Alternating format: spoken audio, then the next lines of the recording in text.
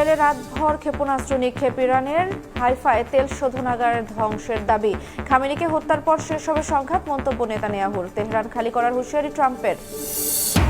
Hormuz প্রণালী বন্ধের হুমকিতে জ্বালানি সরবরাহ নিয়ে শঙ্কা, বন্ধ হতে পারে ওমান, কাতার ও আমিরাত থেকে অপরিশোধিত তেল এলএনজির আমদানি, সরকারকে বিকল্প খোঁজার পরামর্শ।